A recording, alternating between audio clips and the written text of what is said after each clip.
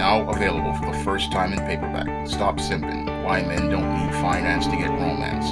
Learn what mistakes not to make with women in the dating scene with Stop Simping, Why Men Don't Need Finance to Get Romance. Available in paperback and online booksellers today. This week on The Bachelorette, I pretty much had a bit of a challenge watching the show. Now, what made it a challenge was American Ninja Warrior had pretty much started up, and I like watching some American Ninja Warrior. But I managed to watch a bit of The Bachelorette in between flipping channels and seeing contestants hit the water, and I learned a few things watching this show. Now, in the rose ceremony, we saw another one of these educated, professional black men learn how little value he had in the presence of this black woman when she is in the presence of her God. Now, the guy who was a investment guy or an IT guy, whatever he is, the guy with the glasses, he pretty much was bounced in the rose ceremony in the same way that the guy with the $6,000 Brioni suit was pretty much bounced. She pretty much showed how little value these guys' education and accomplishments had when she pretty much bounced that guy. Now, in a previous video, I had said that that guy was going to be bounced sooner rather than later because she pretty much had absolutely nothing in common with that Negro. And with him being a square dude, she pretty much saw nothing exciting about this guy, especially when she was in the presence of her white God. When she saw that white God, she didn't really care about the accomplishments, the education, or anything that this black man had to offer. She didn't care about his bow ties or his little plaid jackets. He was pretty much nothing in her eyes, especially when he was in the presence of this white God and even some of these Negroes. He just didn't stand out. And this is something I talk about in my ebook and my paperback, Stop Simping, Why Men Don't Need Finance to Get Romance. This guy pretty much was a textbook case of an invisible brother. He had the resume, but he didn't have anything to make him stand out in a room. And when I look at these other guys who were on the show, they pretty much show me how dysfunctional they are because some of them are getting emotional about this Lee character. Now, this Lee character, like the redheaded guy with the beard who got bounced in the last Bachelorette episode, he's another textbook case of a mangina. And when it comes down to manginas, they love to start rumors, they love to start drama, and they love to get guys emotional. And the whole point of them getting you emotional is so that you can pretty much embarrass yourself in front of a female, and then she can see you as dysfunctional, and then that eliminates you. Basically, manginas, what they want to do is turn you into your own worst enemy. And this is something I went into in my ebook, Manginas, They Look Like Men, but They Act Like Ladies. And one guy in particular, the wrestler, he's pretty much getting into it with this mangina, not understanding that manginas have tactics that they use. And one of the things that they use is they try to use your emotions against you. And what this guy is doing is he's pushing this guy's buttons, getting him upset, and turning his own emotions against him.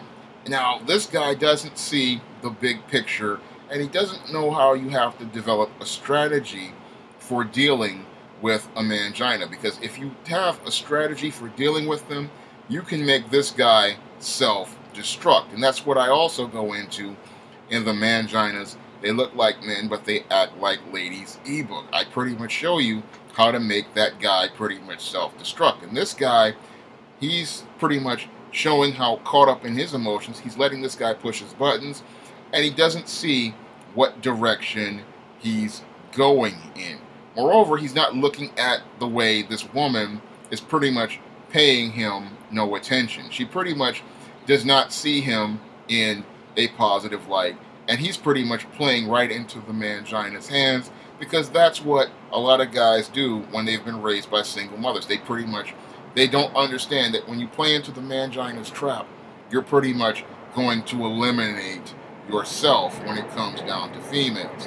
they pretty much are going to see what the mangina wants them to see, because your mangina is an extremely manipulative guy, and he wants you to put yourself out there in a negative light. But the way you beat this guy is that you pretty much ignore him, you ignore his rumors, you ignore his drama, and you focus on what you want to do. Because if you focus on him, he's going to take you off your game and have you pretty much playing his game. You never want to play his game. You want to pretty much stay in control of yourself and stay focused on you. And I'm seeing a textbook case of a guy falling into a mangina trap when it comes down to this wrestler and this lead character. This lead character is a guy who can easily beat if you understand strategy and you can identify a mangina very quickly. Now, the other thing that was on this Bachelorette was the scene in the Goodyear blimp. And in the scene in the Goodyear blimp, that pretty much shows me how much these Afro-American Negro women deify and worship these white men. Because in that scene, when she's on this Goodyear blimp, she's pretty much all over this guy. Her body language is pretty much pointed towards him.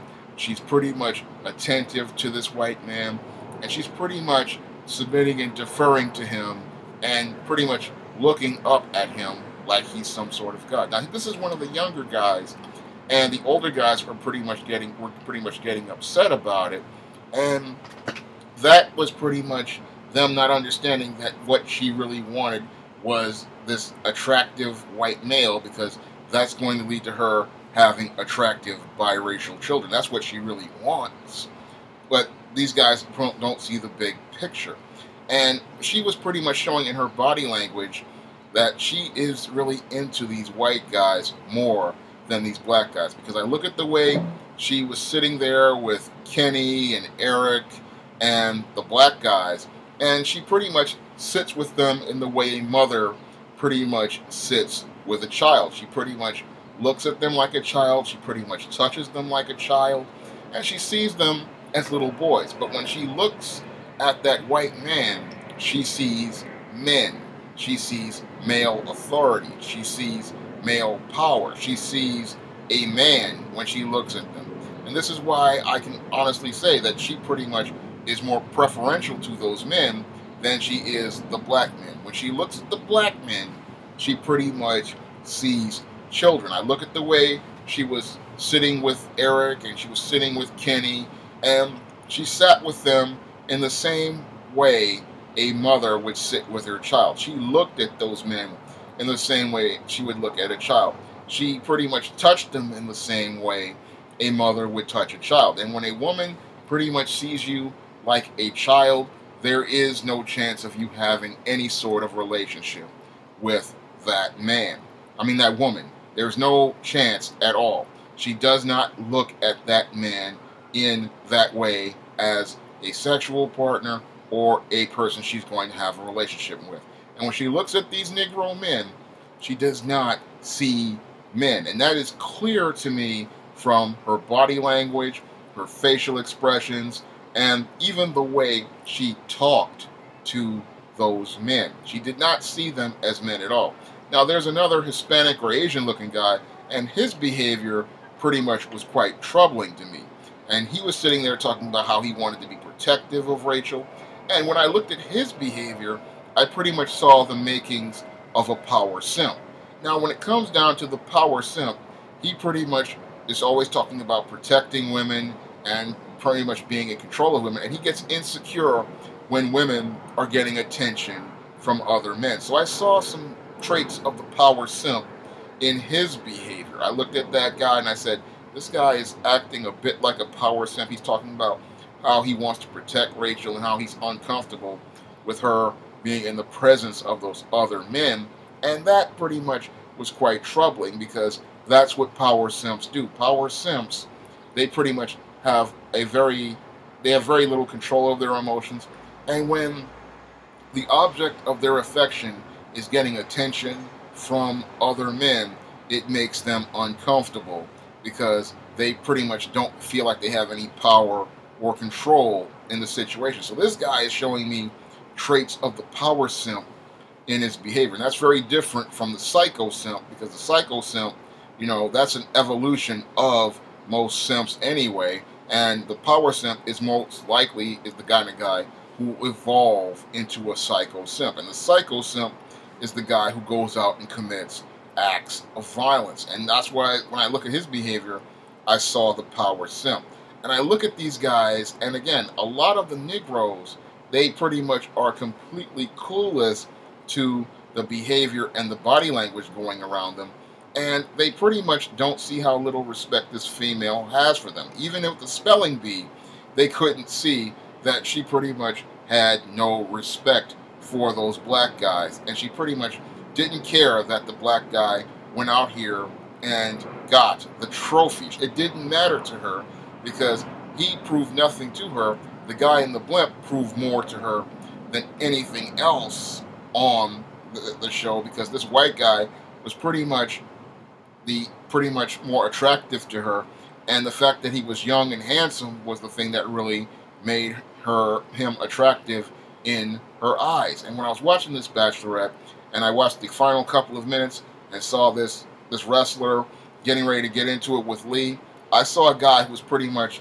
signing his own death warrant as to getting the attention of this female. And the sad part is, him just being on the show was dumb enough, because any guy with real confidence, self-esteem, and self-worth is just not going to be on this show, because a successful man of any race is going to say, you know, he has value, he has worth, he doesn't need to be on this show. But this guy was pretty much getting ready to put the nail in his coffin in the next episode, because he's going to go half it out with this Lee, playing right into Lee's hands, because what Lee is going to do is he's going to try to get into a fight with this guy, and then he's going to make himself out to be the victim, and he's going to be presented as the brute. And he can't see the moves on the chessboard that are going to lead to his checkmate, because he can't really see the big picture regarding things. And this is the big problem with a lot of these guys in the Bachelorette, because all of them are simps, and they don't see that they are lowering their value as men by being on this show. But what they're doing on this show is doing a great service to those of us men who understand the simp paradigm, and they're presenting us with a nice textbook example of the behaviors of simps, manginas, and Captain Save-Ems by being on the show. And the more you watch it, the more you're going to learn about the behavior of the simp and the simp paradigm. Now, if you really want to learn more about the simp paradigm, you should pick up my ebooks and paperback, Stop Simping, Why Men Don't Need Finance to Get Romance, and my ebooks, Manginas, They Look Like Men But They Look Like Ladies, The Misadventures of Captain Save-A-Ho. And if you really want to learn more about how to stop simping in the workplace, pick up my ebook, Stop Simping in the Workplace. That's all I have to say for this video. You can comment, rate, and subscribe.